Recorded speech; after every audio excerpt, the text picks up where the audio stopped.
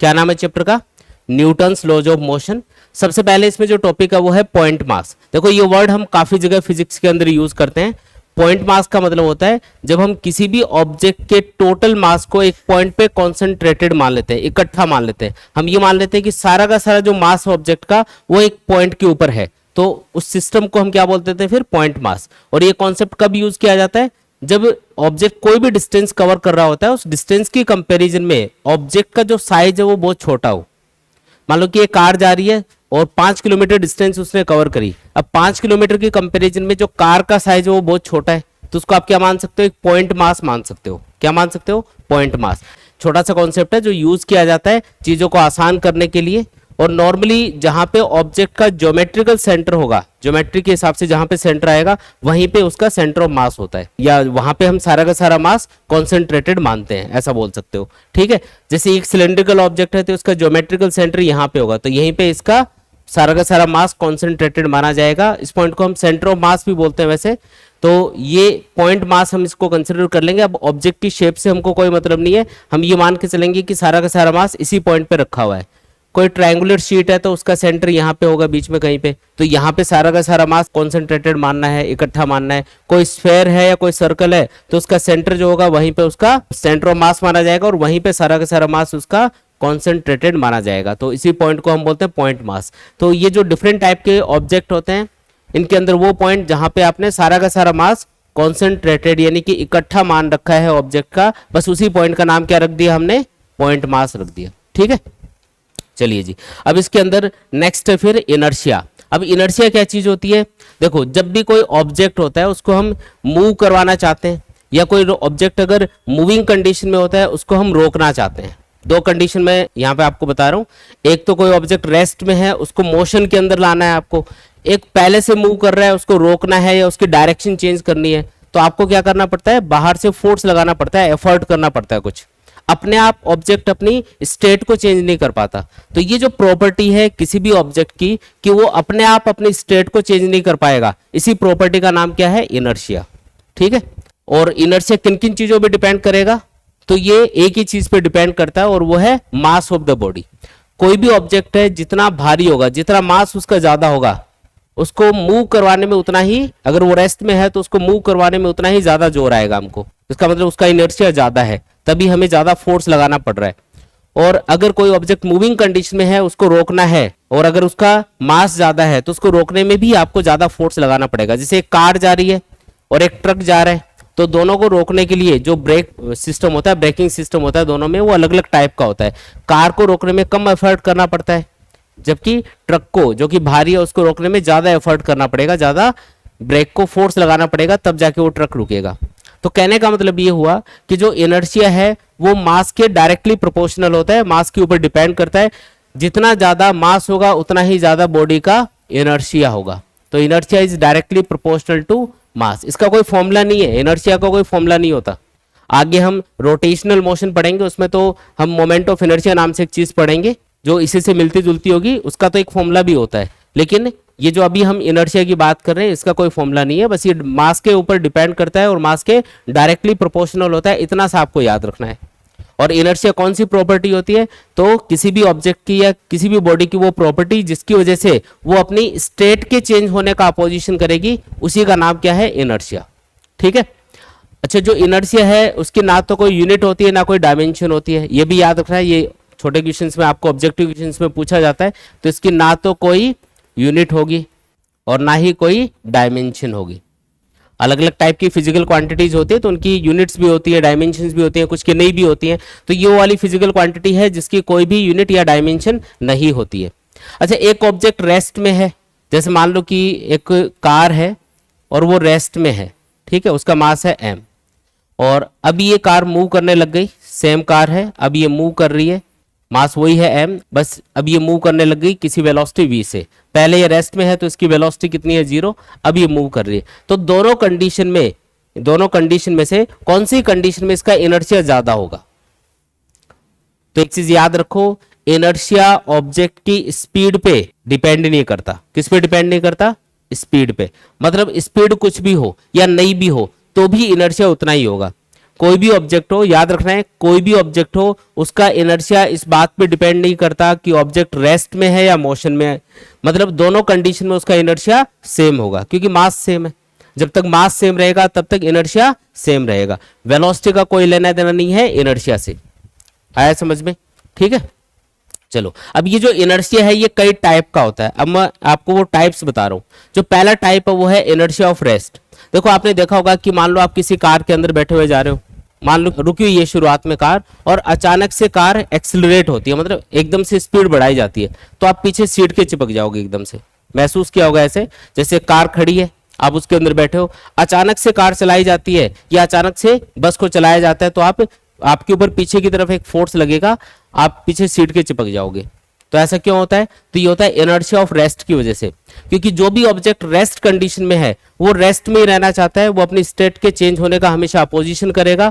तो जैसे ही आप कार को या बस को चलाते हो, तो आप जब सीट के ऊपर बैठे हुए हो तो आपकी बॉडी का जो लोअर पार्ट है वो बस या कार के कांटेक्ट में है, तो वो तो मूव करना स्टार्ट कर देगा कार या बस के साथ में, लेकिन जो अपर पार्ट है बॉडी का वो क्या होगा? वो इनर्शिया की वजह से वही रहना चाहेगा। तो इसकी वजह से ऊपर वाला पार्ट वही रहेगा और जो नीचे वाला पार्ट बॉडी का वो आगे निकल जाएगा, तो हमको पीछे की तरफ फोर्स महसूस होगा। ठीक है, कई बार किसी बस में खड़े हो, मान लो किसी चीज को मान लो आपने पकड़ नहीं रखा और अचानक से बस चलाई जाती है तो आप पीछे की तरफ गिर जाते हो, तो वो इसी वजह से होता है। ये होता है इनर्शिया ऑफ रेस्ट। मतलब कोई भी बॉडी अगर रेस्ट कंडीशन में है तो वो अपने आप मोशन के अंदर नहीं आएगी, अगर मोशन के अंदर लाना है तो कुछ ना कुछ उसके ऊपर फोर्स लगाना पड़ेगा। ठीक है, तो इसको बोलते हैं इनर्शिया ऑफ रेस्ट, उसकी वजह से ये फिनोमेना होती है। ये आया समझ में? ठीक है, दूसरा है फिर इनर्शिया ऑफ मोशन। कई बार ये होता है कि कार या बस चल रही होती है और अचानक से ब्रेक लगाए जाते हैं, तो जैसे ब्रेक लगाएंगे तो या तो आप आगे गिर जाओगे या आगे की तरफ झुक जाओगे एकदम से, तो ये भी इनर्शिया ऑफ मोशन की वजह से होता है ना। तो इनर्शिया ऑफ मोशन का मतलब है अगर कोई भी ऑब्जेक्ट मोशन के अंदर है, ठीक है, तो वो अपने आप रेस्ट में कभी नहीं आ सकता, उसको रेस्ट में लाने के लिए फोर्स लगाना पड़ेगा। तो जैसे आप किसी कार या बस के अंदर मूव कर रहे थे, आपने किसी चीज को पकड़ नहीं रखा है सपोज करो, और अचानक से ब्रेक लगाए गए, तो आपकी बॉडी का जो लोअर पार्ट है वो तो बस या कार के कांटेक्ट में वो तो रुक गया, लेकिन बॉडी का ऊपर वाला हिस्सा वो अभी भी चल रहा है, इसलिए आपको आगे की तरफ एक फोर्स महसूस होगा। आया समझ में? तो ये है इनर्शिया ऑफ मोशन बोलते हैं इसको, कि कोई भी ऑब्जेक्ट अगर मोशन में है तो वो अपने आप रेस्ट में नहीं आएगा। तीसरा है inertia of direction. Inertia of direction का मतलब है कि कोई भी बॉडी अपने आप अपनी डायरेक्शन चेंज नहीं कर सकती। अगर एक बॉल को आपने लुढ़का दिया ऐसे फर्श के ऊपर, तो वो सीधी जाती रहेगी जब तक उसके ऊपर कोई फोर्स नहीं लगेगा। अगर कोई फोर्स लगाया जाएगा तभी वो अपनी डायरेक्शन चेंज कर पाएगी। ठीक है, ये चीज याद रखनी है। तो जैसे एक कार है, उसके अंदर आप जा रहे हो, बैठे हो मान लो, और कोई टर्न आता है रोड के ऊपर, कई बार क्या होता है कोई टर्न आता है, तो जैसे मान लो कि ये कोई टर्न आ गया यहाँ पे, और आपको ये महसूस होता है टर्न के ऊपर कि आपके ऊपर बाहर की तरफ एक फोर्स लग रहा है। जैसे आप जैसे ही कार के अंदर बैठे हो और ये कार ऐसे टर्न करेगी, तो आपको इधर बाहर की तरफ एक फोर्स महसूस होगा, इधर झुक जाओगे आप थोड़ा सा। कार जा रही है, अचानक से ऐसे मुड़ेगी तो आपके ऊपर इधर बाहर की तरफ आपको ऐसे झुक जाओगे आप, आपको एक फोर्स महसूस होगा। तो ये होता है इनर्शिया ऑफ डायरेक्शन की वजह से, क्योंकि अपने आप ही कोई भी ऑब्जेक्ट अपनी डायरेक्शन चेंज नहीं कर पाता। जब ये कार सीधी जा रही थी ऐसे, तो आप इसके अंदर बैठे थे, आप भी सीधे ही जा रहे थे, लेकिन जैसे ही कार मुड़ी तो आप अभी भी इनर्शिया की वजह से क्या होगा, आप अभी भी उसी डायरेक्शन में जाना चाहोगे जबकि कार मुड़ चुकी होगी, तो आपको इधर आउटर साइड में एक फोर्स महसूस होगा, इधर झुक जाओगे थोड़ा सा। तो ये होता है इनर्शिया ऑफ डायरेक्शन की वजह से। ठीक है, फिर फोर्थ है इसके अंदर इनर्शिया ऑफ रोटेशन। ये वाला एक्सपेरिमेंट यूट्यूब पे आपने बहुत बार देखा होगा। एक साइकिल वाला टायर है, अगर इसको एक रस्सी से बांध के इस तरीके से छोड़ा जाता है तो ये नीचे गिर जाएगा, लेकिन अगर इसको घुमा दिया जाए, इसको रोटेट कर दिया जाए, तो फिर ये नीचे नहीं गिरता। क्यों नहीं गिरता? क्योंकि कोई भी ऑब्जेक्ट हो अगर वो रोटेट हो रहा है तो वो अपने आप अपनी एक्सिस ऑफ रोटेशन को चेंज नहीं कर सकता। ये जो टायर है ये इसकी एक्सिस है और इसके अराउंड ये रोटेट हो रहा है, तो जब ये घूम रहा होगा तो ये अपने आप अपनी एक्सिस ऑफ रोटेशन को चेंज नहीं कर पाएगा। जब तक ये नहीं घूम रहा था तब तक इसके अगर आपने ऐसे रखा और छोड़ दिया तो ग्रेविटेशनल फोर्स की वजह से ये नीचे गिर जाएगा, इस पोजीशन में आ जाएगा, ये ऐसे लटक जाएगा नीचे। लेकिन जब आप इसको घुमा देते हो तो अब ये इसकी एक्सिस ऑफ रोटेशन है और ये अपने आप चेंज नहीं हो सकती, तो ये ऐसे घूमता रहेगा, ये गिरेगा नहीं। क्योंकि जब आप इसको रोटेट कर रहे हो ना, इसके पास स्पीड है, इसके पास एक एक्सिस ऑफ रोटेशन है, तो उस एक्सिस ऑफ रोटेशन को ये अपने आप चेंज नहीं कर पाएगा। लेकिन क्योंकि ग्रेविटी इसको कंटिन्यूअसली इसके ऊपर यहाँ पे फोर्स लगा रही होगी, तो इसको नीचे की तरफ झुकाने की कोशिश कर रही है, तो धीरे धीरे इसकी स्पीड कम होते होते लास्ट में जाके ग्रेविटी की वजह से ये नीचे गिर जाएगा, लेकिन जब तक ये घूम रहा है तब तक नीचे नहीं गिरता। तो ये है इनर्शिया ऑफ रोटेशन बोलते हैं। इसके एक और एग्जांपल है, जैसे साइकिल आप चलाते हो, कई बार स्टंट भी करते हो, हाथ छोड़ के भी चला के दिखाते हो, तो वो जो साइकिल चलाई जाती है तो हाथ छोड़ देते हैं, फिर भी वो सीधी चलती रहती है। देखते हो ना, कई बार स्टंट दिखाते हैं ऐसे। तो वो सीधी क्यों चल रही होती है? क्योंकि अपने आप वो जो टायर्स घूम रहे हैं वो अपनी एक्सिस ऑफ रोटेशन को चेंज नहीं कर सकते, अपने आप चेंज नहीं होती, तो इसका फायदा उठाते हैं वो। इसकी वजह से आपको लगता है अरे वाह यार मजा आ गया, ये तो उसमें भी फिजिक्स है, ये उसका कारण होता है। इनर्शिया ऑफ रोटेशन इसको बोलते हैं। ठीक है, चलिए अब जिन टॉपिक्स पे कुछ क्वेश्चंस बनेंगे न्यूमेरिकल टाइप के, अब वो पोर्शन स्टार्ट हो रहा है। पहला जो टॉपिक है इसके अंदर वो है लीनियर मोमेंटम। इससे पहले तो सारी बेसिक बातें थी इनर्शिया वगैरह के बारे में। तो टॉपिक का नाम क्या है? Linear momentum.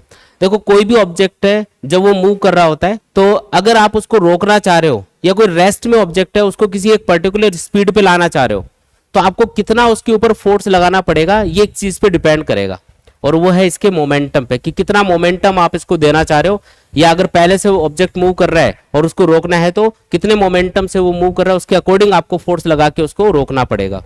मोमेंटम क्या चीज है? तो मोमेंटम बोला जाता है किसी भी ऑब्जेक्ट के मास और उसकी वेलोसिटी के मल्टीप्लीकेशन को। किसी भी ऑब्जेक्ट के मास और उसकी वेलोसिटी के मल्टीप्लीकेशन को ही हम क्या बोलते हैं? मोमेंटम बोलते हैं। इसको स्मॉल p से डिनोट किया जाता है, और फॉर्मूला क्या बन गया इसका? m into v. ठीक है, ये सिंपल सा फॉर्मूला है इसका। मोमेंटम की डायरेक्शन वही होती है जो वेलोसिटी की डायरेक्शन होती है, क्योंकि मोमेंटम एक वेक्टर क्वांटिटी है तो इसकी डायरेक्शन भी होगी, और जो वेलोसिटी की डायरेक्शन है वही आपको मोमेंटम की डायरेक्शन कंसिडर करनी है। ऐसा यूनिट क्या होगी इसकी? ऐसा यूनिट बताओ। मास की ऐसा यूनिट क्या होती है? किलोग्राम, और वेलोसिटी की मीटर पर सेकेंड, तो kilogram metre per second unit हो गई मोमेंटम की। तो मोमेंटम वो फिजिकल क्वांटिटी है जो आपको ये बताती है कि किसी भी ऑब्जेक्ट को अगर मूविंग कंडीशन में है उसको रेस्ट में लाना है, या रेस्ट में है उसको मोशन के अंदर लाना है, तो आपको कितना एफर्ट करना पड़ेगा। अगर किसी ज्यादा मोमेंटम वाली चीज को आपको रोकना है तो ज्यादा फोर्स लगाना पड़ेगा। जैसे एक ट्रक जा रहा है और एक कार जा रही है, दोनों की स्पीड बराबर है, लेकिन मास का तो डिफरेंस है उन दोनों में। मास जिसका ज्यादा होगा उसका मोमेंटम ज्यादा होगा। तो सेम स्पीड से ट्रक जा रहा है, सेम स्पीड से कार जा रही है, तो दोनों में से किसको रोकना मुश्किल है, या किसको रोकने के लिए ज्यादा फोर्स लगाना पड़ेगा? ट्रक को। क्यों? क्योंकि ट्रक का मास ज्यादा है, उसका मोमेंटम ज्यादा होगा। स्पीड से नहीं पता चलेगा अकेले से। ये नहीं बोल सकते कि दोनों सेम स्पीड से जा रहे हैं तो सेम फोर्स से उनको रोक दोगे। रोक सकते हैं क्या? नहीं, है ना। तो ये चीज याद रखनी कि मोमेंटम से पता चलता है। और अगर कोई चीज रेस्ट में है उसको मोशन में लाना है कि इतनी स्पीड उसको देनी है, तो उसके लिए आपको उसका मोमेंटम जितना भी आप करना चाह रहे हो उसके अकॉर्डिंग फोर्स लगाना पड़ेगा, तब जाके वो उतनी स्पीड गेन कर पाएगा। ठीक है, सिंपल सी चीज है भाई एकदम।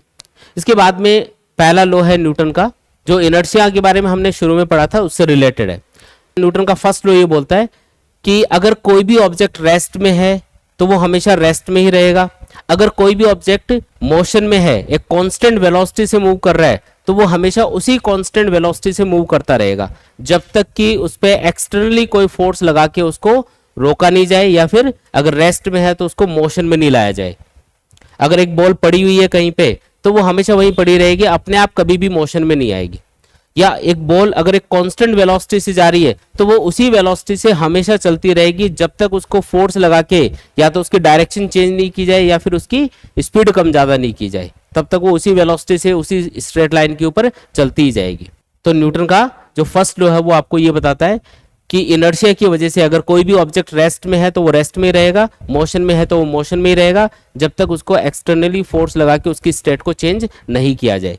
जैसे एक बॉल पड़ी हुई है, इसको आप किक लगाओगे, आप फोर्स लगाओगे, तब जाके ये मोशन में आएगी। और अगर ये मोशन में है और इसको रोकना है तो आपको अगेन यहाँ पे एक नेट लगाना पड़ेगा, और उसकी वजह से जब ये इसके ऊपर फोर्स लगाएगी तो इसके ऊपर खुद के ऊपर एक नॉर्मल रिएक्शन फोर्स आएगा, उस रिएक्शन फोर्स की वजह से ये रुक जाएगी। रुकावट आएगी ना सामने, तो रिएक्शन फोर्स क्रिएट होगा, उससे ये रुक जाएगी। तो फोर्स लगाना पड़ा ना, अपने आप तो नहीं रुकी ये, और ये रेस्ट में थी, अपने आप मोशन में भी नहीं आई। तो बस यही है न्यूटन का फर्स्ट लॉ, आसान सा एकदम। ठीक है, अब फोर्स क्या चीज होती है, तो फोर्स के बारे में थोड़ी सी डिटेल में हम बात करेंगे, और कितने टाइप के फोर्स हम मैकेनिक्स में यूज करते हैं। हम मेनली उन फोर्सेस की बात करेंगे। फोर्सेस तो बहुत सारे टाइप के होते हैं, लेकिन मैकेनिक्स के अंदर जब हम मैकेनिक्स को पढ़ रहे होंगे, मोशन वगैरह को स्टडी कर रहे होंगे किसी ऑब्जेक्ट के, तो हम मेन किन किन फोर्सेस की बात करेंगे, उनकी हम बात करेंगे अब। ठीक है, देखो सबसे पहले तो फोर्स का मतलब क्या है। फोर्स वो एक्सटर्नल फैक्टर है जिसकी वजह से किसी भी ऑब्जेक्ट की स्टेट को या तो चेंज कर दिया जाएगा या फिर चेंज करने की कोशिश की जाएगी। एक एग्जांपल से समझाता हूँ। इस टेबल के ऊपर ये ब्लॉक रखा हुआ है, मान लो ये हल्का ब्लॉक है, तो इसके ऊपर फोर्स लगाओगे तो ये आगे खिसक जाएगा, तो इसकी स्टेट चेंज हो गई, ये रेस्ट में था, ये मोशन में आ गया, ठीक है, या आगे चला गया, है ना। तो ये फोर्स की वजह से हुआ। और अगर ये भारी है तो ये कितना ही धक्का लगा दे ये खिसकेगा नहीं। लेकिन क्या उस टाइम पे कोई फोर्स नहीं लगाया जा रहा? फोर्स तो लगाया जा रहा है, लेकिन इसकी स्टेट चेंज नहीं हो पा रही, लेकिन एफर्ट तो किया जा रहा है ना। इसलिए इसकी डेफिनेशन ये है कि फोर्स वो एक्सटर्नल फैक्टर है जो किसी भी ऑब्जेक्ट की स्टेट को या तो चेंज कर देता है या फिर चेंज करने की कोशिश करता है, ठीक है। अब कौन कौन से फोर्सेस के बारे में हम बात करेंगे मेनली, तो ये 4 फोर्सेस के बारे में मैकेनिक्स में हम बात कर रहे होंगे। पहला है इसके अंदर वेट फोर्स। वेट फोर्स आप जानते हो, कोई पर्सन है, सपोज करो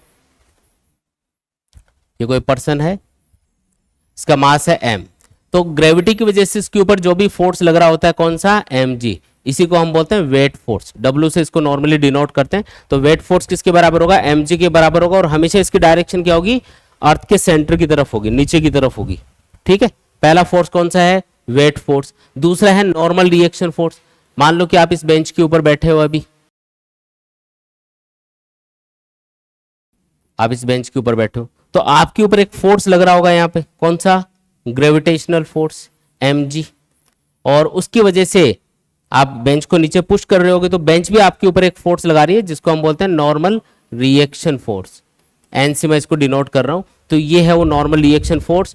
और नॉर्मल रिएक्शन फोर्स हमेशा इस अप्लाइड फोर्स के बराबर होगा। जितना फोर्स आप नीचे की तरफ लगा रहे हो इस बेंच के ऊपर, उतना ही फोर्स एग्जैक्टली बेंच भी आपके ऊपर लगा रही है ऊपर की तरफ। तो ये है नॉर्मल रिएक्शन फोर्स, ठीक है। तीसरा है टेंशन फोर्स। मान लो कि कोई ब्लॉक है, उसको आपने किसी सरफेस पे रखा हुआ है और एक रस्सी से बांध के आप इसको खींच रहे हो।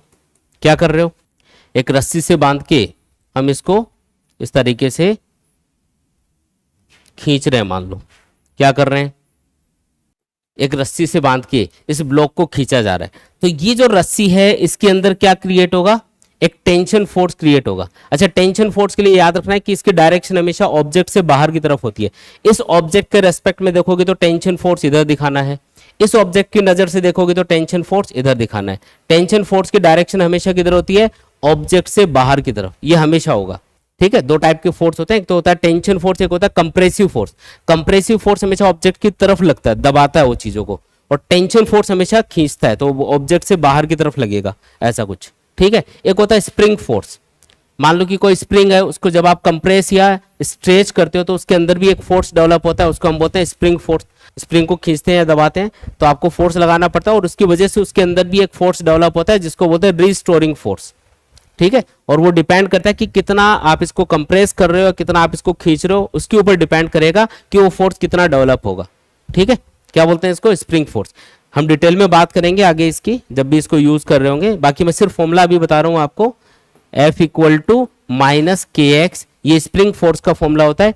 x का मतलब है कंप्रेशन या एक्सपांशन। जब आप इसको कंप्रेस कर रहे हो तो कितना आपने कंप्रेस कर दिया, मान लो x डिस्टेंस से कंप्रेस कर दिया टोटल, या x डिस्टेंस से इसको खींच दिया, तो x तो क्या है यहाँ पे, इसका कंप्रेशन या एक्सपांशन, और k का मतलब होता है स्प्रिंग कांस्टेंट। अलग अलग टाइप की जो स्प्रिंग होती है ना, उनका स्प्रिंग कांस्टेंट अलग अलग होता है। टाइट स्प्रिंग का स्प्रिंग कांस्टेंट ज्यादा होगा। जो लूज स्प्रिंग होती है, जैसे एक पेन के अंदर आती है ना, छोटी सी स्प्रिंग आती है, उसको आप इजीली कंप्रेस कर सकते हो, खींच सकते हो, तो इस टाइप की स्प्रिंग का स्प्रिंग कांस्टेंट कम होता है। लेकिन अगर मोटे वायर से अगर आप स्प्रिंग बना दोगे, जैसे कई 4 व्हीलर या 2 व्हीलर होते हैं, उनके शोकर्स होते हैं, उसमें भी एक स्प्रिंग लगी होती है, वो मोटे वायर की बनाई जाती है, तो उसका स्प्रिंग कांस्टेंट क्या होगा, ज्यादा। जो टाइट स्प्रिंग होती है ना, आप ये याद रखो, उसका स्प्रिंग कांस्टेंट ज्यादा होता है, और ये स्प्रिंग के नेचर पे डिपेंड करता है। और जो पतली वायर की स्प्रिंग होती है, जो इजीली खिंच जाती है, कंप्रेस हो जाती है, उसका स्प्रिंग कांस्टेंट कम होगा। तो ये फॉर्मूला यूज करके आप जो स्प्रिंग के अंदर डेवलप होने वाला फोर्स है वो कैलकुलेट कर सकते हो, जिसको स्प्रिंग फोर्स बोला जाता है। माइनस का सिंबल इसलिए लगाया जाता है क्योंकि जिस डायरेक्शन में आप कंप्रेशन या एक्सपांशन करते हो उसके अपोजिट ये फोर्स डेवलप होता है, अपोजिशन को बताता है ये। कंप्रेस करोगे तो रिस्टोरिंग फोर्स वापस से अपोजिट डायरेक्शन में एक्ट करेगा और स्प्रिंग को फैलाने की कोशिश करेगा, और खींच रहे हो स्प्रिंग को तो वापस से उसको इनिशियल स्टेट में लाने के लिए अंदर की तरफ डेवलप होगा। तो ये रिस्टोरिंग फोर्स का फॉर्मूला होता है, ठीक है। अब तो एक छोटा सा क्वेश्चन है, फोर्स से रिलेटेड कुछ क्वेश्चंस करते हैं जिसमें थोड़ा वेक्टर का यूज होगा। क्वेश्चन क्या है, a body under the action of a force F equal to 6 IK minus 8 JK plus 10 KK acquires an acceleration of 1 metre per second square, the mass of this body must be. तो question के according देखो क्या क्या दे रखा है हमको, force की value दे रखी है, फोर्स कितना है 6 IK minus 8 JK plus 10 KK। जब भी आपको कोई भी vector I cap J cap K cap की टर्म्स में गिवन हो और आपको उसका मैग्नीट्यूड कैलकुलेट करना हो तो हम क्या करेंगे, उसमें I cap J cap K cap वाली जो टर्म्स है उनका स्क्वायर करके उनको ऐड करेंगे, फिर अंडर रूट कर देंगे, तो उससे अपने पास उसका मैग्नीट्यूड निकल के आ जाएगा। जैसे यहाँ पे 6 का स्क्वायर कर दो, 8 का स्क्वायर कर दो, माइनस में है यहाँ पे 8 तो उससे कोई फर्क नहीं पड़ेगा क्योंकि स्क्वायर हो रहा है ना, तो वो पॉजिटिव ही बनेगा, इसलिए पॉजिटिव वैल्यू मैं लिख रहा हूँ यहाँ पे। तो ये आएगा 36, ये आएगा 64, ये मिला के 100 बनेगा, एक 100 ये होगा, तो ये टोटल आएगा 200 अंडर रूट के अंदर, और जब आप अंडर रूट से बाहर इसको निकालोगे तो ये आएगा 10√2 न्यूटन। ये आ गया अपने पास में force.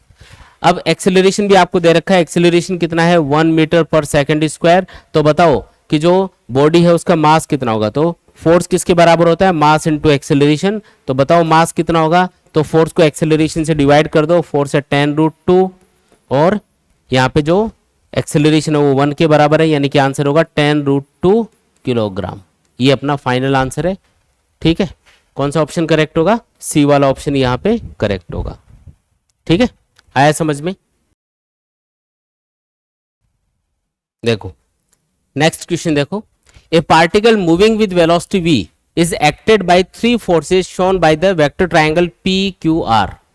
The velocity of the particle will, पहला ऑप्शन है change according to the smallest force QR, second है increase, तीसरा है decrease और फोर्थ है remains constant। इनमें से क्या होगा वो आपको पूछा जा रहा है।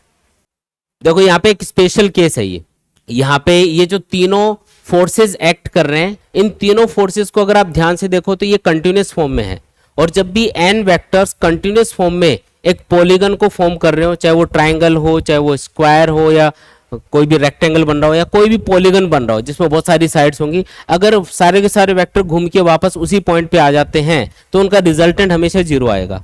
तो एक्चुअल में ये एक स्पेशल केस है जिसमें इन सारे वेक्टर्स का जो रिजल्टेंट है वो 0 आएगा, क्योंकि ये देखो सारे के सारे कंटिन्यूस फॉर्म में है, ऐसे एक कंटिन्यूस ट्रायंगल बन रहा है, तो इनका जो रिजल्टेंट है वो आएगा 0, यानी कि नेट फोर्स जो बॉडी पे वर्क करेगा वो 0 होगा। और जब फोर्स ही नहीं लग रहा तो ऑब्जेक्ट की जो वेलोसिटी है वो चेंज हो सकती है क्या, नहीं, तो वेलोसिटी रहेगी कांस्टेंट। तो कौन सा ऑप्शन करेक्ट होगा इसमें, ये डी वाला ऑप्शन करेक्ट होगा। इसके बाद में नेक्स्ट क्वेश्चन है, an object of mass 3 kilogram is at rest, now a force of F equal to 6t square IK plus 4t JK is applied on the object, then velocity of the object at t equal to 3 second is, t equal to 3 second पे object की velocity कितनी होगी। क्या क्या दे रखा है, object का मास दे रखा है 3 किलोग्राम, और इसके ऊपर जो फोर्स एक्ट कर रहा है वो भी दे रखा है 6t square IK plus 4t JK। ठीक है, और 3 सेकेंड बाद में, आफ्टर 3 सेकेंड आपको बताना है कि जो ऑब्जेक्ट है उसकी वेलोसिटी क्या होगी। शुरुआत में ये रेस्ट में था, है ना, ये शुरुआत में क्या है, रेस्ट में, तो इनिशियल वेलोसिटी क्या है इसकी 0। अब देखो इस वाले क्वेश्चन के अंदर जो फोर्स है वो कांस्टेंट नहीं है, वो टाइम के ऊपर डिपेंड कर रहा है। ठीक है, फोर्स देखो टाइम का फंक्शन है ना, तो टाइम के ऊपर डिपेंड कर रहा है। अच्छा, सबसे पहले हम इस बॉडी का जो भी ऑब्जेक्ट है उसका एक्सेलरेशन फाइंड कर लेते हैं। एक्सेलरेशन का फॉर्मूला होगा फोर्स अपॉन मास। मास कितना है, मास दे रखा है 3 किलोग्राम, तो 3 से इस इक्वेशन को डिवाइड कर दो, ये आएगा 2t square IK plus 4/3t JK। ये आ गया अपने पास एक्सेलरेशन। और हमको एक चीज पता है कि जब भी हम एक्सेलरेशन का इंटीग्रेशन करेंगे तो हमें चेंज इन वेलोसिटी मिलेगी। ये फॉर्मूला हमने काइनेमेटिक्स में पढ़ा था कि अगर आप एक्सेलरेशन वाले फंक्शन का इंटीग्रेशन करते हो टाइम के रेस्पेक्ट में, तो ये हमेशा चेंज इन वेलोसिटी के बराबर होता है, v2 माइनस v1 के बराबर होगा। तो यहाँ पे मैं वैल्यूज पुट कर रहा हूँ, v2 मुझे कैलकुलेट करना है, v1 यहाँ पे 0 है, इनिशियली ये रेस्ट में था इसलिए v1 0 होगा। एक्सेलरेशन है 2t square IK plus 4/3 JK और t भी है साथ में, और इसका करना है इंटीग्रेशन। और लिमिट्स अगर लगाना चाहो, मैं टाइम की लिमिट लगा रहा हूँ, तो टाइम की लिमिट है 0 से 3, तो सॉल्व कर लो इसको, कितना आएगा देखते हैं। ये इंटीग्रेशन करेंगे, 2 तो कांस्टेंट है, t स्क्वायर का क्या होगा, t³/3 IK और इसका क्या होगा 4/3 इंटू टी का होगा t²/2 जे के, और फिर लिमिट्स लगा दो, 0 से 3 की लिमिट लगा दी। v2 इक्वल टू क्या आएगा, सिर्फ अपर लिमिट पुट करेंगे, लोअर लिमिट पे तो ये 0 बन जाएगा, इसलिए वो पुट करनी जरूरी भी नहीं है। अपर लिमिट पुट करो तो ये बनेगा 2 इंटू 3³ यानी कि 3 का स्क्वायर बचेगा यहाँ पे, ठीक है, इंटू आई के प्लस 4/3 और 3 का स्क्वायर डिवाइडेड बाई 2 जे के। थोड़ा सॉल्व कर लो इसको, ये आएगा 9 इंटू 2 यानी कि 18 आई के, और ये कितना आएगा यहाँ पे, ये 2 से कैंसिल करके एक 3 भी कैंसिल होगा तो ये आएगा 6 जे के प्लस में आएगा ये, ठीक है। सेकंड वाला ऑप्शन है, तो ये अपना करेक्ट आंसर होगा। ये है final velocity of the particle. Vector form में लिख देते हैं इसको, क्योंकि आंसर वेक्टर फॉर्म में आ रहा है तो आपको वेक्टर फॉर्म में इस फॉर्मूले को लिखना पड़ेगा। इस तरीके से सॉल्व कर लेना है। ये आया समझ में? आगे बढ़ते हैं।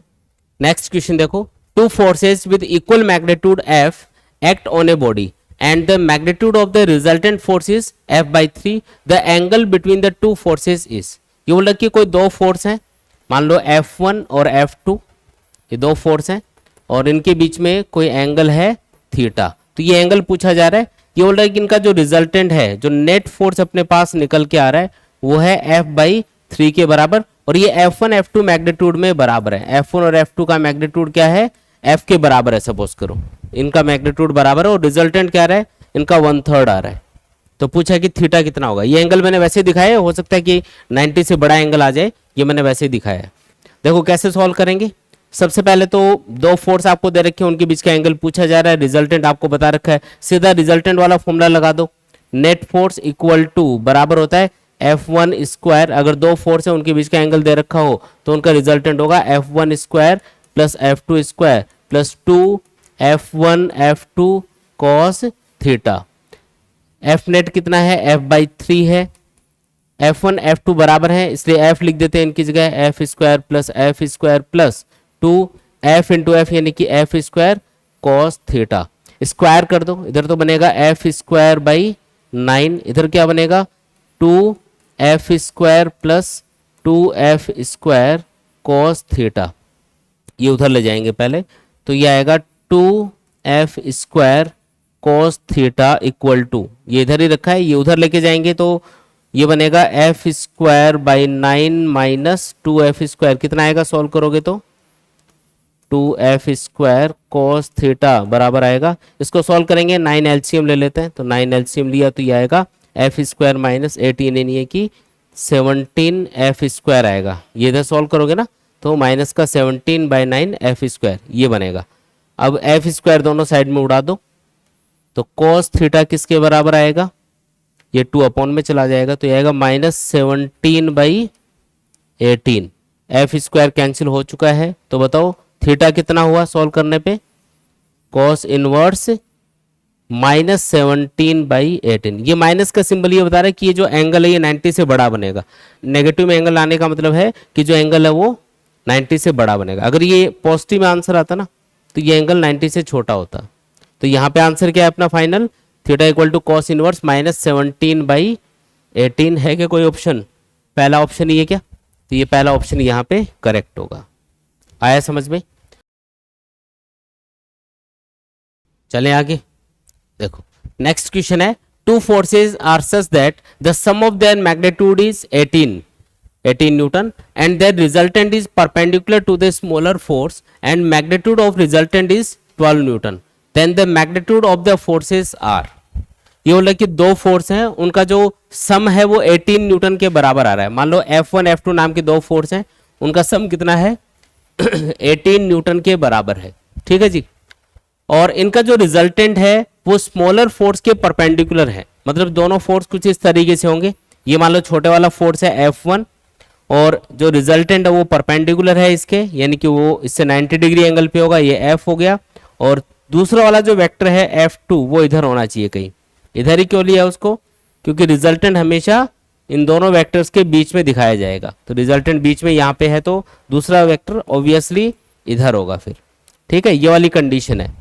अब आपको पता है कि जब भी हम कोई भी दो वेक्टर्स है उनको ऐड करना चाहते हैं तो पैरेललोग्राम लॉ के अकॉर्डिंग उन दोनों वेक्टर्स के पैरेलल दो लाइनें ड्रॉ करके एक पैरेललोग्राम कंप्लीट करते हैं। फिर ये वाला जो डायगोनल होता है ये इन दोनों के रिजल्टेंट को रिप्रेजेंट करता है। ठीक है, तो पैरेललोग्राम बनाने से फायदा क्या हुआ? अब देखो ये वाला जो वेक्टर है इसका मैग्नीट्यूड एफ के बराबर है, एफ नेट बोल देता हूं इसको, एफ नेट यानी कि इन दोनों का रिजल्टेंट। और ये वाला जो वेक्टर है इसका मैग्नीट्यूड अगर F2 है तो इसके सामने ये वाली जो साइड है इसका मैग्नीट्यूड क्या होगा? F2 के बराबर ही होगा। तो ये एक राइट एंगल ट्रायंगल आपको यहाँ पे दिखाई देगा। इस राइट एंगल ट्रायंगल के अंदर ये वाली साइड F1 के मैग्नीट्यूड के बराबर है, ये वाली side net force F net के बराबर है और ये वाली साइड F2 के बराबर है। अब आपको ये फाइंड करना है कि F1 और F2 का मैग्नीट्यूड क्या होगा, जबकि आपको नेट फोर्स भी बता रखा है। नेट फोर्स कितना है? 12 न्यूटन के बराबर है। तो ये जो राइट एंगल ट्रायंगल है इसमें बताओ कि ये बेस हो गया, ये परपेंडिकुलर हो गया और ये हो गया हाइपोटेनियस। तो तीनों में क्या रिलेशन होगा? Base square plus perpendicular square equal to hypotenuse square. तो उससे आप F1 और F2 में एक इक्वेशन बना सकते हो, फिर हम आगे सॉल्व कर पाएंगे इसको। तो मैं यहाँ पे लिख रहा हूँ F1 square plus F net square equal to F2 square. ठीक है, अब इससे F नेट को एक साइड में रखेंगे, इसको इधर ले आते हैं तो ये बनेगा F2 square minus F1 square equal to क्या आएगा? F नेट की वैल्यू 12 दे रखी है तो 12 का स्क्वायर कर देंगे यहाँ पे। अब ये जो F2 square minus F1 square है, क्या हम इसको ऐसे लिख सकते हैं क्या? F2 plus F1 into F2 minus F1 लिख सकते हैं ऐसा? इधर आ जाएगा 144। अब F2 प्लस F1 तो दे रखा है अपन को 18 के बराबर है, तो ये अगर 18 है तो F2 माइनस F1 किसके बराबर आएगा? तो 144। और इधर जो 18 इसके मल्टीप्लाई में है ये वैल्यू 18 के बराबर है, ये इसके नीचे लिख देंगे। ठीक है, तो ये कितना आएगा सॉल्व करोगे तो? एक इक्वेशन बन जाएगी F2 और F1 में, F2 माइनस F1 बराबर होगा 8 आएगा ये।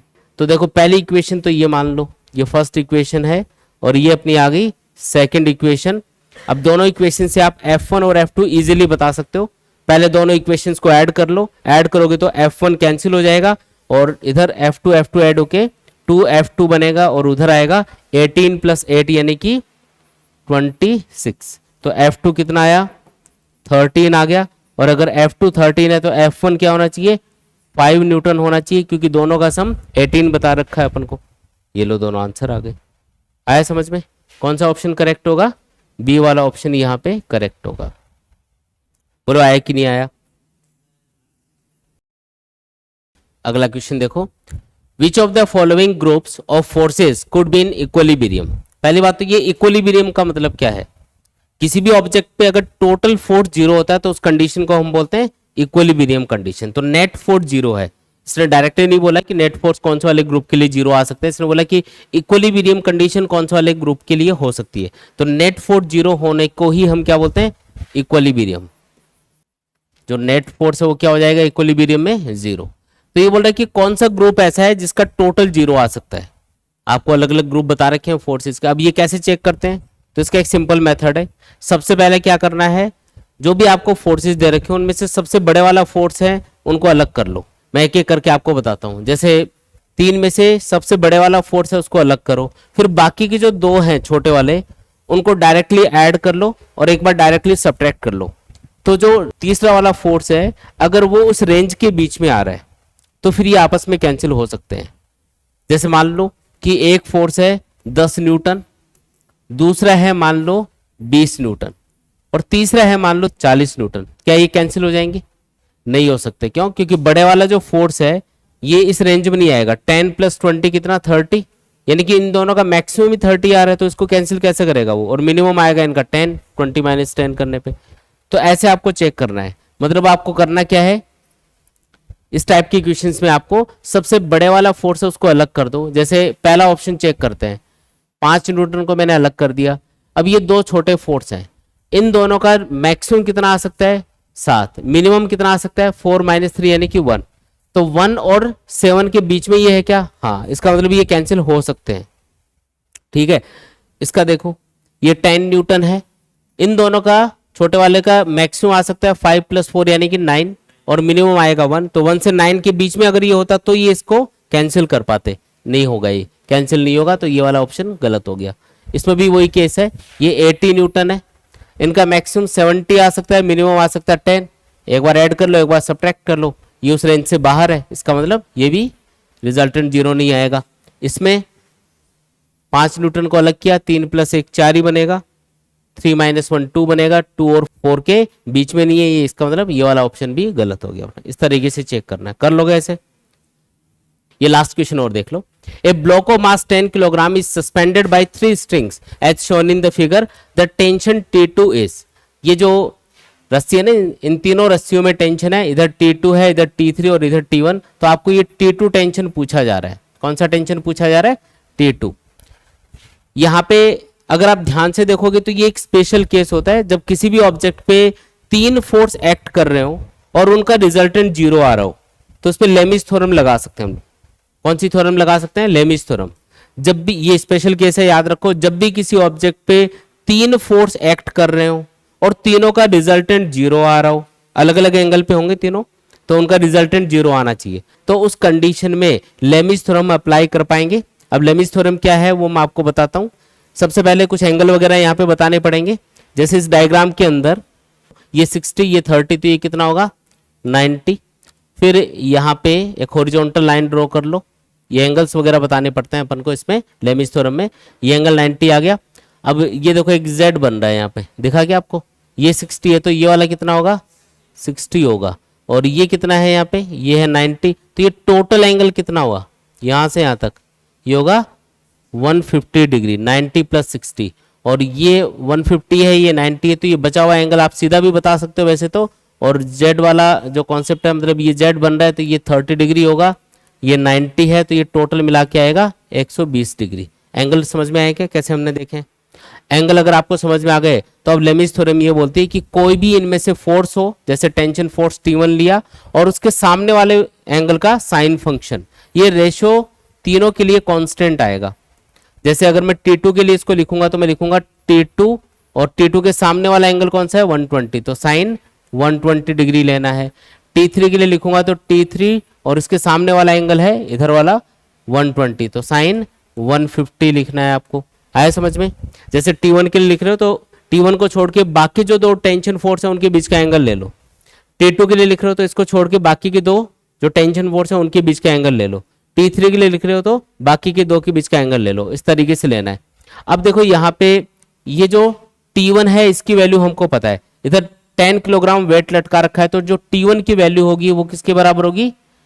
T1 किसके बराबर होगा? mg के बराबर होगा ना भाई। नीचे की तरफ जो फोर्स लग रहा है, ये वाला जो फोर्स, ये कितना है? mg के बराबर है, तो T1 कितना आएगा? 10 × 10 यानी कि 100 न्यूटन के बराबर आ गया। तो T1 अपने पास आ चुका है, मैं वैल्यूज पुट कर रहा हूँ। ये है 100 साइन 91। T2 मुझे फाइंड करना है साइन 120। ये साइन 120 को आप साइन 90 + 30 लिख के cos 30 में कन्वर्ट कर सकते हो, और cos 30 की वैल्यू होती है √3/2। इसको कन्वर्ट करने की जरूरत नहीं है क्योंकि T3 पूछा नहीं है क्वेश्चन में। अगर T3 पूछे तो आप इसको और इसको यूज करके T3 भी फाइंड कर सकते हो। अभी मुझे T2 पूछा है तो इसलिए मैं ये पहले 2 जो रिलेशन है ना ये यूज कर रहा हूँ। ये इधर मल्टीप्लाई कर लो तो T2 क्या आएगा? ये इधर मल्टीप्लाई होगा तो 50 √3 न्यूटन, ये अपने पास आंसर निकल के आएगा। और इन केस अगर मुझे T3 पूछ लेता तो मैं पहला और लास्ट वाला ये रिलेशन यूज करता। कैसे देखो वो भी मैं आपको बता देता हूँ। ये है T1 जो कि 100 न्यूटन के बराबर है और साइन 91 हो गया। इधर मैं लिखता T3 और डिवाइडेड में साइन 150, जिसको साइन 90 + 60 लिख सकते हो। साइन 90 + 60 cos 60 लिखा जा सकता है। cos 60 की वैल्यू 1/2 होती है, यानी कि T3 अपने पास आता 50 न्यूटन के बराबर। ऐसे सॉल्व कर देते। बोलो आया कि नहीं आया? ठीक है, तो इसको लेमिस थ्योरम बोलते हैं, ये आप याद रखो। और स्पेशल केस भी याद रखना, कब लगती है लेमिस थ्योरम? जब 3 फोर्स किसी भी ऑब्जेक्ट पे काम कर रहे हो और तीनों का रिजल्टेंट 0 आ रहा हो, तब लगाते हैं। अच्छा कि यहाँ पे मैंने कैसे लगा दिया इसको? क्या यहाँ पे रिजल्टेंट 0 है? हाँ जी, रिजल्टेंट 0 है क्योंकि ये जो पॉइंट है यहाँ पे तीनों जो फोर्स हैं ये अपने अपनी डायरेक्शन में इस पॉइंट को खींच रहे हैं, लेकिन ये पॉइंट कहीं नहीं जा रहा, ना ऊपर जा रहा है, ना नीचे आ रहा है, ना इधर ना इधर। इसका मतलब ये वाला जो पॉइंट है यहाँ पे नेट फोर्स 0 बन रहा है। ठीक है, इसलिए मैं इसको अप्लाई कर पा रहा हूँ।